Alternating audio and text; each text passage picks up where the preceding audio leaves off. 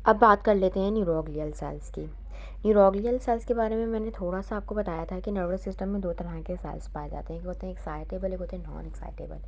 अब जो एक्साइटेबल थे वो न्यूरॉन्स थे, उनकी डिटेल में हमने बात कर ली। अब हम बात कर लेते हैं नॉन एक्साइटेबल सेल्स की, जो कि होते हैं न्यूरोग्लिया।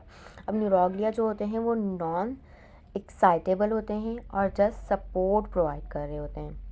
अब सेंट्रल नर्वस इसकी ना डिफरेंट टाइप होती हैं। सेंट्रल नर्वस सिस्टम में ये 4 तरह के पाए जाते हैं और पेरिफेरल नर्वस सिस्टम में ये 2 तरह के पाए जाते हैं। मैं ज़्यादा डेप्थ में नहीं जाऊँगी क्योंकि ये आपकी बुक में नहीं लिखा हुआ इतना ज़्यादा डेप्थ में, लेकिन फिर भी थोड़ा सा ओवरव्यू आप लोगों के पास होना चाहिए। पीएमसीआई, पीएमडीसीआई आप आरामी से कवर कर सकें। एपेंडाइमल सेल्स पाए जाते हैं, एस्ट्रोसाइट्स पाए जाते हैं, ऑलिगोडेंड्रोसाइट पाए जाते हैं, माइक्रोग्लियल सेल्स पाए जाते हैं। और पेरिफेरल नर्वस सिस्टम में सैटेलाइट सेल्स पाए जाते हैं और शॉन सेल्स पाए जाते हैं। ये जो ऑलिगोडेंड्रोसाइट है ना, ये माइलिन शीट प्रोवाइड कर रहा है कहाँ पर, सेंट्रल नर्वस सिस्टम में। और शॉन सेल्स कहाँ पर माइलिन शीट प्रोवाइड कर रहा है, पेरिफेरल नर्वस सिस्टम में। ठीक है। अब बात कर लेते हैं सीएनएस में पाए जाने वाले सेल की। Ependymal cell. एपेंडाइमल सेल कहाँ पाया जाता है, ब्रेन के वेंट्रिकल्स में पाया जाता है। वेंट्रिकल का मतलब होता है खाली जगह।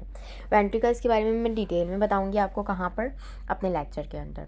ठीक है। वेंट्रिकल का मतलब होता है खाली जगह। ये क्या कर रहा होता है, ये पीबीबी कर रहा होता है, यानी फॉर्म ब्लड ब्रेन बैरियर। ये क्या काम कर रहा है, ये फॉर्म कर रहा है blood brain barrier. Blood brain barrier कौन फॉर्म कर रहा है, एपेंडाइमल सेल फॉर्म कर रहा है। ठीक है। फिर उसके बाद एस्ट्रोसाइट सेल आ जाते हैं। एस्ट्रोसाइट सेल्स क्या कर रहे होते हैं, ये भी फॉर्म कर रहे होते हैं ब्लड ब्रेन बैरियर, लेकिन क्या कर रहे होते हैं, अवे ले जा रहे होते हैं ब्लड से, ब्लड को जो है अवे ले जा रहे होते हैं फ्रॉम ब्रेन। ठीक है।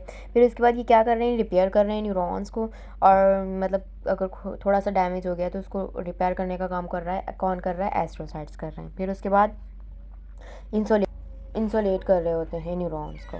अब ऑलिगोडेंड्रोसाइट्स आ जाते हैं। ऑलिगोडेंड्रोसाइट्स क्या कर रहे होते हैं, फॉर्म कर रहे होते हैं माइलिन शीथ इन सीएनएस, यानी सेंट्रल नर्वस सिस्टम के अंदर माइलिन शीथ कौन बना रहा है, ऑलिगोडेंड्रोसाइट बना रहे हैं। फिर माइक्रोग्लियल सेल्स आ जाते हैं। अब माइक्रोग्लियल सेल्स आपने नाम सुना हुआ होगा, कहाँ सुना है, वाइट ब्लड सेल्स में सुना है। वाइट ब्लड सेल्स की एक टाइप होती है जो मोनोसाइट होती है, जो कि इमेच्योर फॉर्म में उसे हम मोनोसाइट्स कह रहे होते हैं। लेकिन जब वो मेच्योर फॉर्म में आ जाती है, मैक्रोफेज बन जाती है, अगर वो मेच्योर फॉर्म में आ रही है तो उसे हम मैक्रोफेज कहते हैं। लेकिन अगर वो मेच्योर फॉर्म में आ रही है, मोनोसाइट्स मेच्योर हो रहे हैं, इन सीएनएस हो रहे हैं, सेंट्रल नर्वस सिस्टम में मेच्योर हो रहे हैं, तो हम उसे क्या कहेंगे, माइक्रोग्लियल सेल्स कहेंगे।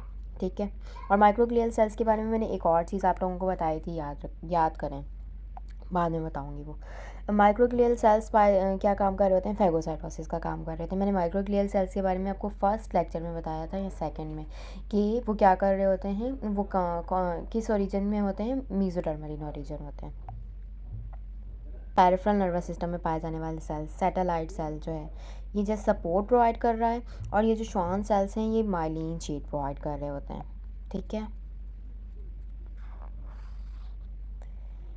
पीएनएस में पाए जाने वाले जो हैं 2 सेल्स होते हैं, एक सैटेलाइट सेल होते हैं, एक श्वान सेल होते हैं। जो सैटेलाइट सेल होते हैं वो जस्ट सपोर्ट प्रोवाइड कर रहे होते हैं, और जो श्वान सेल्स होते हैं वो माइलिन शीट प्रोवाइड कर रहे होते हैं। इनके बहुत ज़्यादा वास्ट वर्क वगैरह होते हैं, लेकिन वो मैं अभी आपको नहीं बताऊँगी, आप लोगों को जस्ट इतना रिमेंबर कर लेना है। ठीक है।